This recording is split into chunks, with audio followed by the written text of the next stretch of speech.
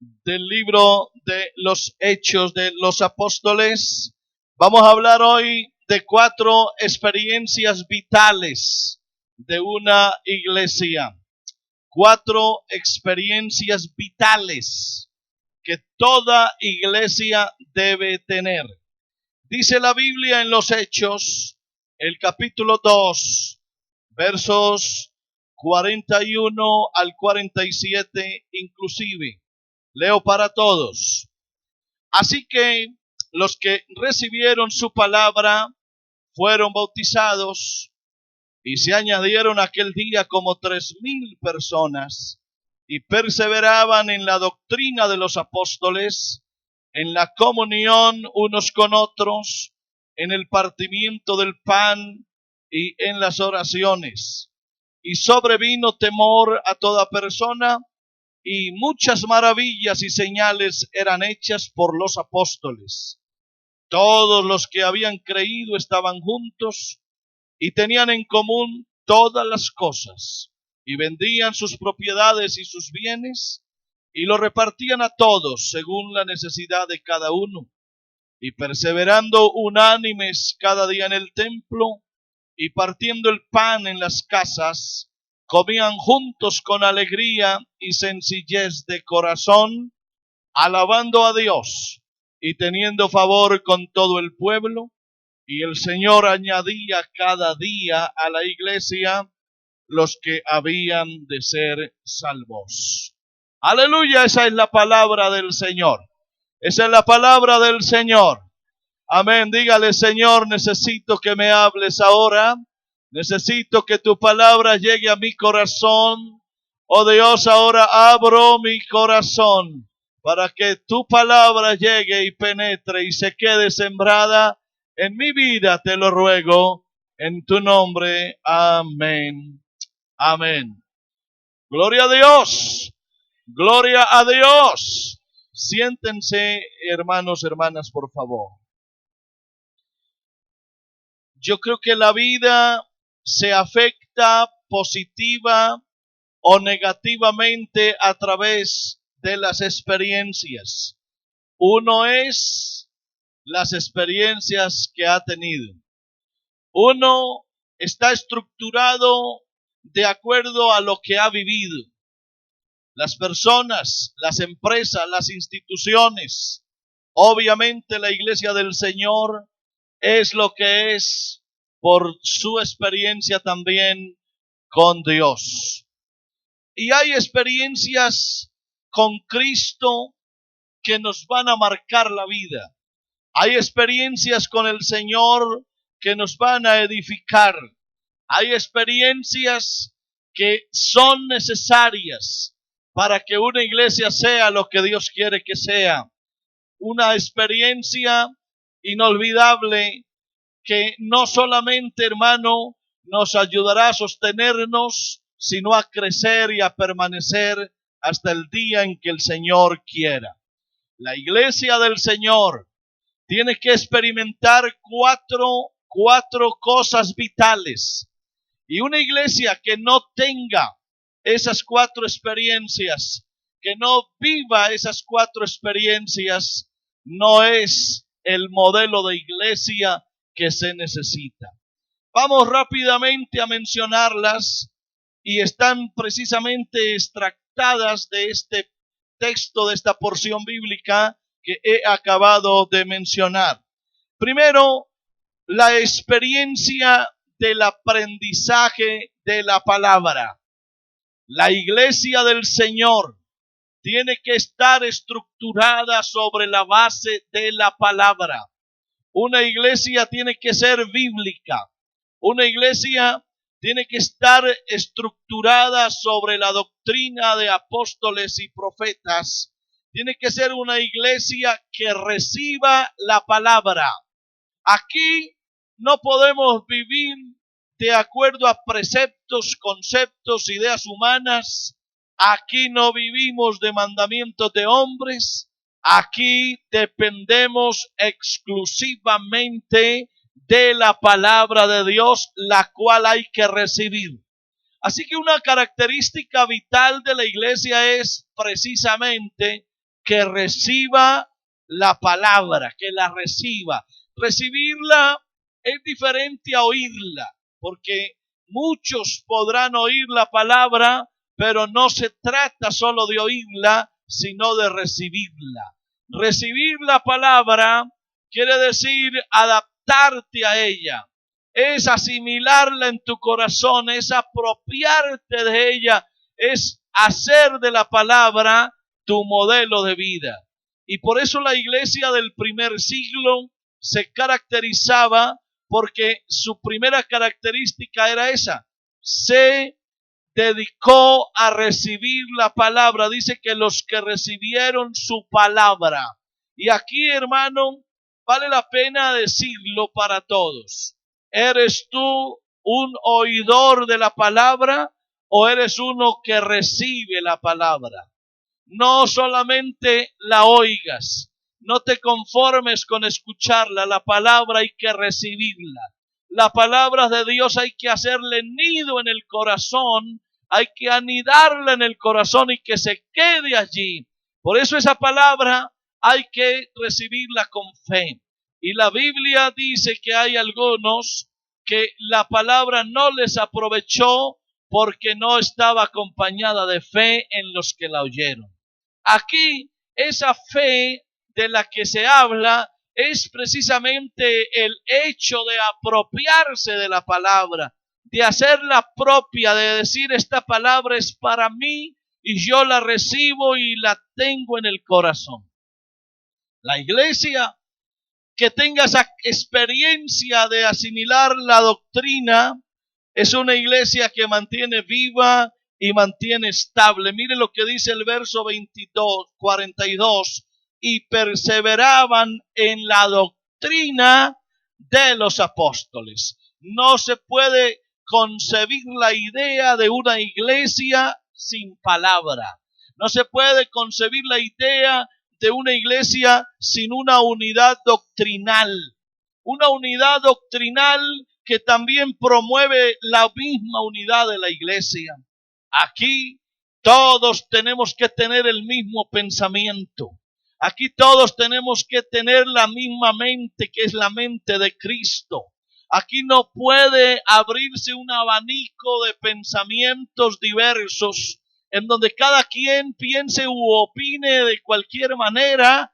Aquí todos tenemos que estar regidos por la palabra de Dios, una palabra sana, una doctrina sana que también nos da estabilidad, una iglesia que permanece unida en la medida que esté cimentada en una doctrina sólida basada en las sagradas escrituras. Aquí no es la voz de los hombres la que impera. Aquí no es el pensamiento del ser humano. Aquí no es la idea preconcebida de este o aquel personaje, por más alto rango que tenga jerárquico en nuestra iglesia.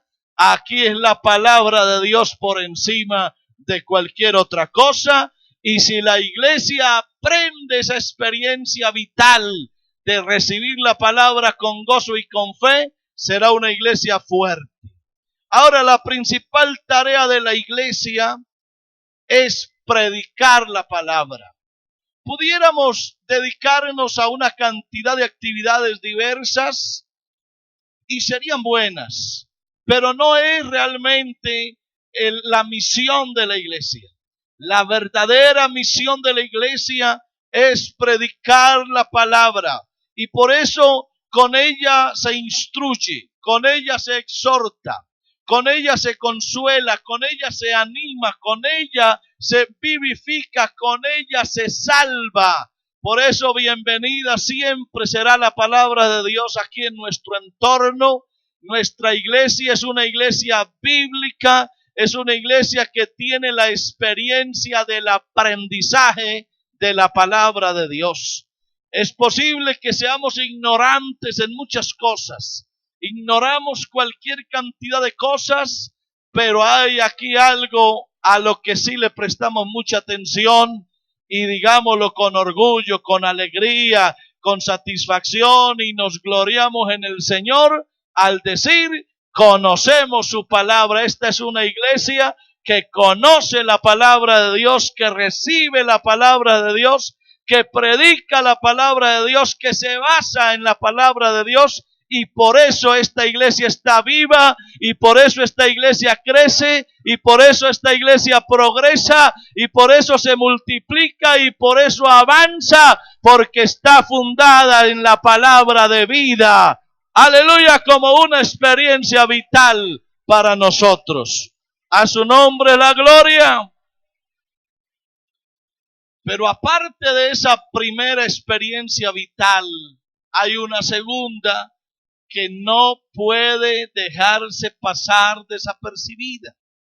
Hay una segunda experiencia que es la experiencia de la relación de unos con otros, es decir, la experiencia de la comunión fraternal en medio de la iglesia. Una iglesia en donde no haya coinonía, en donde no haya fraternidad, en donde no haya hermandad, en donde no haya amistad, en donde no haya comunión de los unos con los otros, no es la iglesia modelo que debiera ser. Una iglesia puede tener una gran infraestructura, un templo suntuoso, pudiera tener una muy buena estabilidad económica, muy buen liderazgo, muy buen trabajo, pero si esa iglesia adolece, es decir, le falta comunión entre sus miembros, no es la iglesia modelo. Esa experiencia de vivir como hermanos, de amarnos como familia en el Señor, de ayudarnos el uno al otro, de mantenernos unidos, se convierte en una característica y una experiencia vital para la iglesia. Una de las cosas que el enemigo hace, pretende siempre, es desunir, disgregar, separar a los creyentes, hacer que entre los creyentes ocurran roces, ocurran desavenencias, dificultades, enemistades, pleitos, celos, iras, contiendas, de tal forma que se separan los creyentes. Ese separarse de los creyentes es lo peor que le puede pasar a una iglesia. Y cuando en una iglesia empieza a perderse la comunión, cuando empiezan a suscitarse problemas entre los miembros, cuando ya no nos amamos, ya no nos queremos en el Señor, ya no somos amigos, ya no nos saludamos, ya no nos abrazamos, ya no nos ayudamos, eso traerá graves problemas a la iglesia. Y escuchen, todo creyente que se salga de la comunión de la iglesia le pasa como al carbón encendido que se separa de las brasas y rápidamente se apaga. Hay que entender que esa es una estratagema del diablo, una artimaña del diablo para sacar creyentes de las iglesias. Y son muchos los creyentes de las iglesias que se han ido, se han apartado del Señor por una raíz de amargura, por una enemistad, por un desaire, por un hermano o hermana que de alguna forma les ha hecho sentir mal, y se va generando un mal ambiente interno en la iglesia. Ya se pierde ese calor, ese afecto fraternal, y por consecuencia de ello, algunos se han ido y se han extraviado del camino de la verdad, todo por no hacer que se cumpla esa experiencia vital que es la comunión entre los hermanos. Por eso el verso 42 dice que aquella iglesia del siglo primero no solo tenía la experiencia de recibir la palabra, sino que también, dice la Biblia, estaban perseverando en la comunión unos con otros. Esa comunión es vital.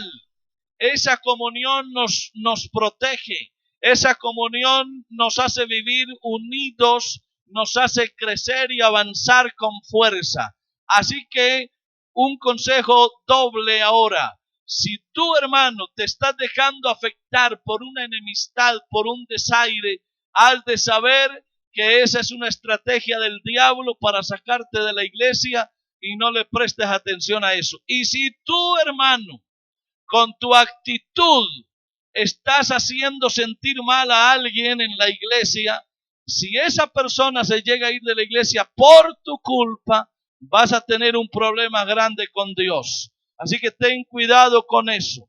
Es mejor hacer lo que la Biblia enseña. Dice que ellos estaban juntos y tenían en común todas las cosas, dice el verso 44. Y a esta iglesia, por grande que sea, por numerosa que sea, hay que enseñarle que aquí, por sobre todas las cosas, somos una familia en el Señor y nos amamos. Y tenemos que estar juntos y unidos. El hecho de que aquí hayan varios centenares de hermanos, eso no significa que aquí no haya calor humano, que no haya fraternidad. Tenemos que amarnos, porque si tú dices amar a Dios, debes también amar a tu hermano. Porque ¿cómo vas a amar a Dios a quien no ves? Amén. Y no amas a tu hermano a quien sí ves. Aquí están prohibidas las enemistades. Aquí no hay que mirar a nadie por encima del hombro. Aquí no hay que rechazar a nadie ni por su raza, ni por su estatus socioeconómico. Aquí no se discrimina a nadie. Aquí todos somos bienvenidos en el nombre del Señor. Aquí no hay nadie más grande que nadie. Aquí el único grande es el Señor y todos los demás somos iguales. A su nombre sea la gloria. A su nombre sea la gloria. Nosotros somos una comunidad hermosa y hay que mantenerla así, en medio de esa fraternidad. ¿Sabe que la diferencia de nosotros con un manicomio es muy grande? En un manicomio usted no va a encontrar dos locos juntos. Las personas que sufren ese problema nunca están juntas. Ahí están todos en el mismo pabellón, pero es un mundo aparte y cada quien va por su lado. No verá usted a dos compartiendo, no. Si algún día los ve compartiendo es porque ya están aliviados. Pero mientras estén así locos, van a ser solos. Y aquí solo hay una locura, es la locura por las cosas de Dios, pero esa locura nos ayuda a mantenernos juntos y unidos como hermanos que somos en la fe. Así que aquí hay un mandamiento: si tú amas a Dios, ama también a tu hermano. No le hagas daño a tu hermano, no te pongas en problemas con nadie, no guardes rencores, no calumnias a nadie, no hagas sentir mal a nadie, porque eso es malo delante de Dios. La Biblia dice que esta iglesia tenía favor con todo el pueblo, es decir, era una iglesia en una unidad de fraternidad hermosa, y esa fraternidad robustece a la iglesia. Esa es otra experiencia pues vital de la cual no podemos prescindir. Número 1, ayúdeme, es recibir la palabra. Número 2, mantener, fomentar la comunión entre nosotros. Y hay una tercera experiencia vital que una iglesia no puede vivir sin eso. Una iglesia que no tenga una relación directa con Dios ha dejado ya de ser la iglesia del Señor. No se puede pensar bajo ninguna circunstancia que una iglesia deje de relacionarse con Dios. Y aquí dice el verso 42 que era una iglesia que perseveraba también en las oraciones. Y en el verso 43 habla del temor, el temor a Dios. Y en el verso 47 habla de la alabanza a Dios. Mire esta relación con Dios, esta experiencia con Dios se basaba en 3 pilares fundamentales. Se basaba, número 1, en la oración. Número 2, en el temor a Dios. Y número 3, en la alabanza a Dios. La iglesia del Señor normalmente practica esas tres actividades. Es una iglesia que ora. Esta iglesia, por moderna que sea, por mucho modernismo que llegue, aquí dependeremos siempre del Dios del cielo y lo haremos a través de la oración. Esa costumbre de orar, de ayunar, de clamar a Dios, de derramar el alma delante de Dios, no puede pasar de moda. Seguiremos orando, seguiremos clamando, seguiremos poniendo nuestras rodillas en el piso, seguiremos levantando las manos al cielo, seguiremos orando, porque eso nos identifica como una iglesia que tiene relación con Dios. Número 2, esta será una iglesia, ha sido y será por siempre una iglesia temerosa de Dios. Aquí el temor de Dios es vital. Aquí tiene que estar esto lleno de gente que le teme a Dios. Y temer a Dios equivale a apartarse del mal. La Biblia dice que con el temor de Dios los hombres se apartan del mal. Aquí nos hemos apartado del mal no por cualquier otra cosa, sino porque hemos aprendido a temer a Dios. Temer a Dios es respetarlo, es honrarlo, es sentir, amén, esa reverencia por Él, es vivir como Él manda, es rechazar lo malo. Eso es temor de Dios. Y la iglesia tiene que tener esa experiencia vital del temor de Dios. Cuando las iglesias se convierten en temerosas de Dios, son iglesias santas. Son iglesias con un ambiente maravilloso en donde el Espíritu Santo se derrama. Iglesias en donde el mundo no ha podido entrar. Iglesias que se mantienen sólidas y estables porque tienen la bendición de Dios. Iglesias que aprendieron a dejar a un lado el pecado y que viven como Dios manda. Esa iglesia es la que un día el Señor va a levantar, porque Él vendrá un día, amén, para presentarse a sí mismo una iglesia gloriosa, una iglesia que no tuviese mancha ni arruga ni cosa semejante, una iglesia que ande en el temor de Dios. Esa experiencia de andar y vivir en el temor de Dios es vital para la iglesia. No se puede concebir una iglesia que no tenga temor de Dios. Las iglesias sin temor de Dios se vuelven mundanas. Pero esta iglesia todavía está guardada en santidad porque no ha dejado a un lado el temor a Dios. Nuestra relación con Él sigue siendo estable porque aquí todavía amamos a Dios, lo respetamos y hacemos lo que Él manda. Pretendemos todos los días vivir en santidad como Él así lo enseña. A su nombre la gloria. A su nombre la gloria. Y en esa experiencia vital de la relación con Dios también está la alabanza. ¿Sabía usted, hermano, que la alabanza es la expresión, esa expresión de gratitud que la iglesia tiene para con Dios? ¿Sabía usted, hermano, que la alabanza en el culto se convierte en una experiencia lindísima cuando esa iglesia toda se vuelca en adoración a Dios? Cuando esa iglesia empieza a hablar de las cosas maravillosas de Dios, a engrandecer su nombre, cuando esa iglesia canta, alaba, adora, glorifica, se convierte eso en una experiencia magnífica para la iglesia y no podemos dejar de alabar a Dios. Seguiremos alabando a Dios porque Él nos llamó para eso. Este pueblo es llamado, amén, para mi nombre, aleluya, y mis alabanzas publicará. Esta iglesia ha sido una iglesia que alaba, la ha caracterizado la alabanza y no dejaremos a un lado la alabanza, lo seguiremos haciendo hasta el final y cuando estemos allá en la gloria con Él, seguiremos alabándolo por la eternidad y le diremos santo, santo, santo, santo por siempre. Eso es lo que la iglesia hace. A su nombre sea la gloria. A su nombre la gloria. Ayúdenme, por favor, 4 experiencias vitales de una iglesia. Número uno, recibir la palabra.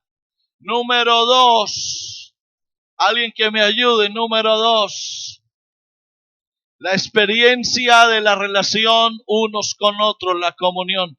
La experiencia número 3, la experiencia de la relación con Dios, es decir, la espiritualidad de la iglesia.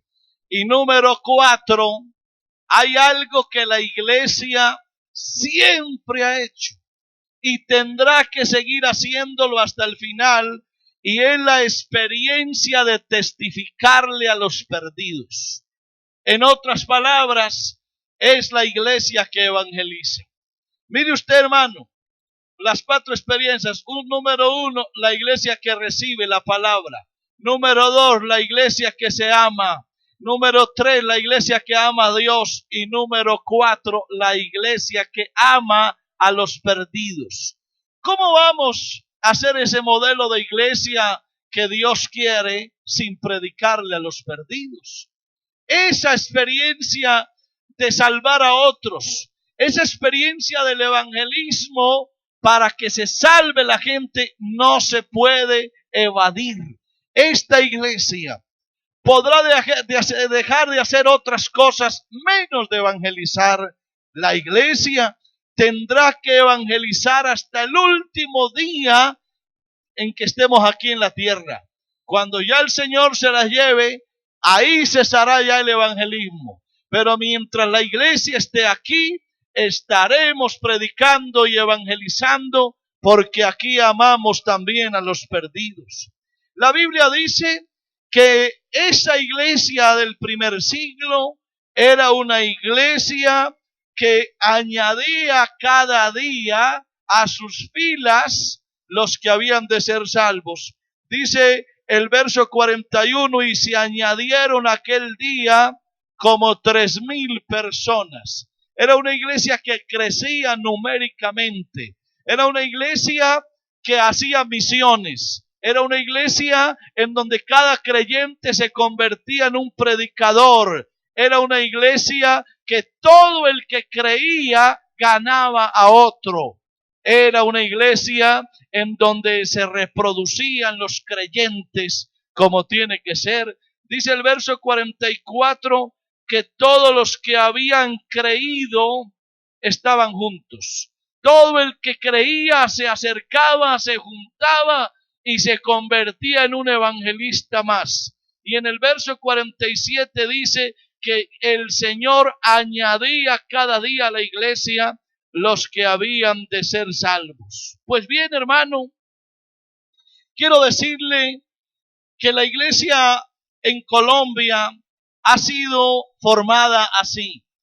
La iglesia en Colombia ha tenido el pensamiento siempre de extenderse, de ir a todos los lugares, no importa lo remoto que sea, lo lejano que esté, allá alguien ha ido a predicar. Y estamos fundando iglesias en todo lado, porque esa es la verdadera razón de ser de la iglesia. La gran comisión de ir por todo el mundo y predicar el evangelio a toda criatura. Esa experiencia es vital para nosotros. El día que una iglesia deje de predicar, el día que una iglesia ya no evangelice, el día que una iglesia deje de amar a los perdidos, perdió la razón de ser.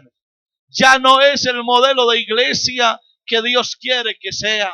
Aquí hay que hacerlo, y como un escritor dijo en cierta ocasión, hacer cualquier cosa en la iglesia y no evangelizar es como barrer la casa cuando ella se está quemando. El evangelismo no puede dejarse a un lado. Pueden haber cualquier cantidad de convertidos, pero igual habrá que seguir predicando. Hay que predicar la palabra. Como dijo Pablo a Timoteo, predica la palabra, insta a tiempo y fuera de tiempo, redarguye, reprende, exhorta con toda paciencia y doctrina. Aquí hay que predicar, hermano, en la mañana y en la tarde, hay que sembrar la semilla en la mañana, recoger el fruto en la tarde, hay que seguir anunciando porque mucha gente necesita conocer a Dios y nosotros tenemos la palabra, nosotros tenemos el mensaje que cambia al mundo y no podemos guardarlo para nosotros, hay que compartirlo, hay que llevarlo a otros que necesitan a Dios. Cuando una iglesia tiene estas 4 experiencias vitales, se convierte en una iglesia modelo, una iglesia ejemplar, una iglesia maravillosa, una iglesia en donde el Espíritu Santo se derrama con frecuencia, en donde se siente un ambiente maravilloso.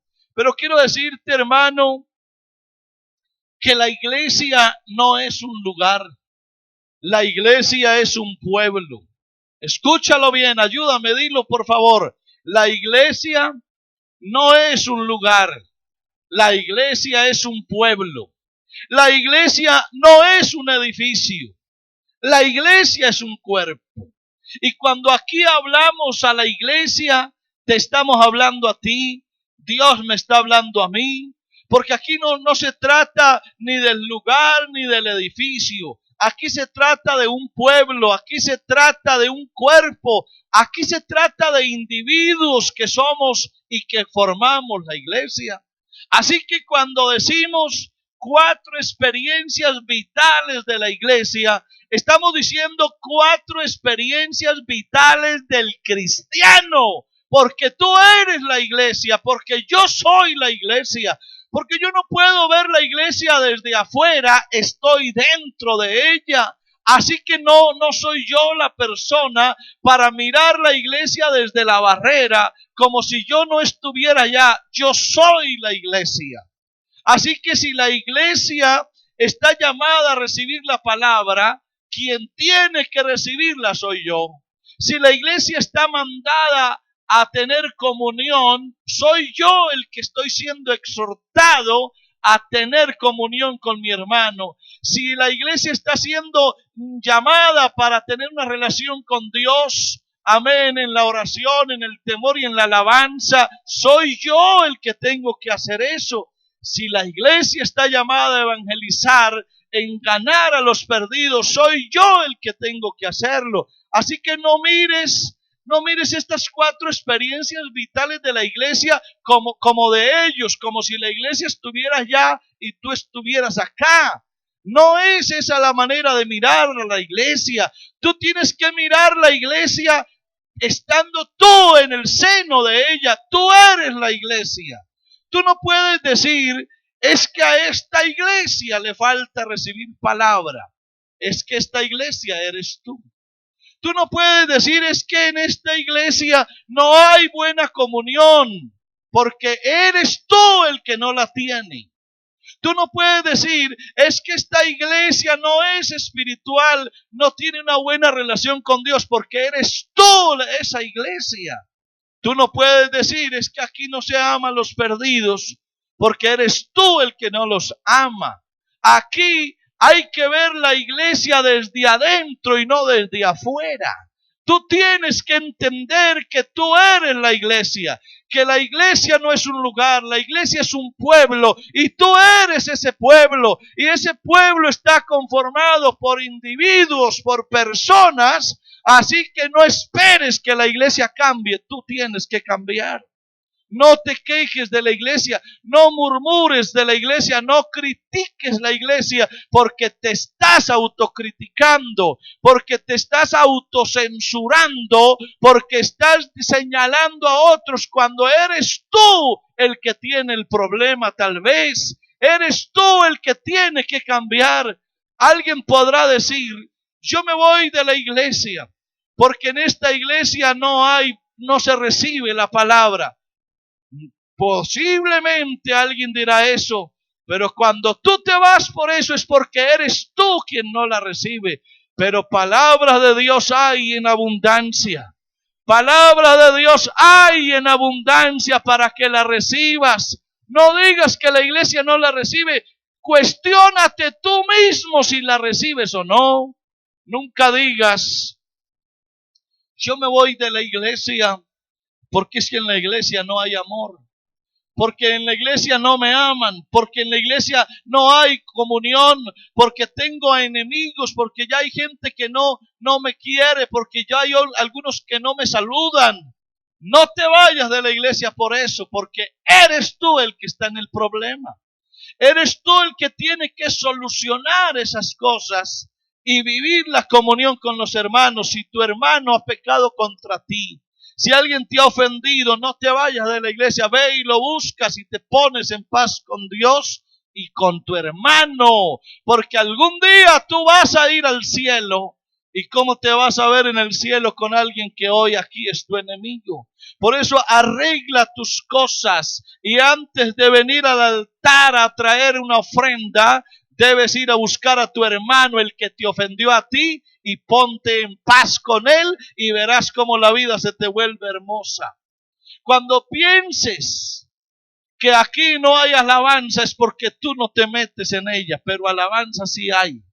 Cuando tú de pronto dices es que aquí se perdió el temor de Dios o la iglesia ha entrado en cierta etapa de modernismo dañino, puede ser que el problema sea tuyo, pero aquí la iglesia tiene temor de Dios. Cuando tú creas que es que ya no hay aquí buena relación con Dios y que la oración perdió algún nivel de intensidad, puede ser que el que perdió la intensidad de la oración eres tú, pero aquí hay gente que ora. Esta es una iglesia que se mete con Dios, que busca de Dios. Y cuando tú dices, es que ya la gente no se convierte, entonces no mires a los que están predicando en las refanes, por ahí en los cultos a domicilio, en las casas, sino cuestiónate tú mismo a ver cuántos tú te has ganado para el Señor. Porque a veces pasa que nos volvemos espectadores de la iglesia. Como que nos subimos allá a la tribuna y allá abajo en la arena está la iglesia. No hagas eso porque entonces no eres de la iglesia. Si tú acostumbras subirte allá a la tribuna y desde allá miras la iglesia y la criticas y la censuras, entonces quiere decir que tú no eres de la iglesia porque la estás viendo desde afuera. Uno que ame la iglesia, que se sienta miembro de ella, no se sube allá a la tribuna a criticar, se mete entre la iglesia y ayuda a cambiar y se convierte en un agente de cambio, un hombre de buena influencia que ayuda a los demás para que entre todos seamos la iglesia preciosa que el Señor un día viene a buscar. Yo te invito, hermano querido, a que te cuestiones hoy, a que hagas una autorreflexión, a ver si tú estás teniendo estas 4 experiencias vitales. Si tú las tienes, y el hermano que está a tu lado las tiene, y el otro las tiene, y el de adelante también las tiene, y el que está sentado detrás de ti las tiene, quiere decir que somos una iglesia consolidada, estable, que crece, que progresa y que está blindada contra los ataques del enemigo. Una iglesia que irá muy lejos hasta el día en que el Señor venga y la lleve con él. ¿Por qué no piensas un momento ahora? Ya no en la iglesia, sino en tu misma vida. Ponte de pie un momento, por favor.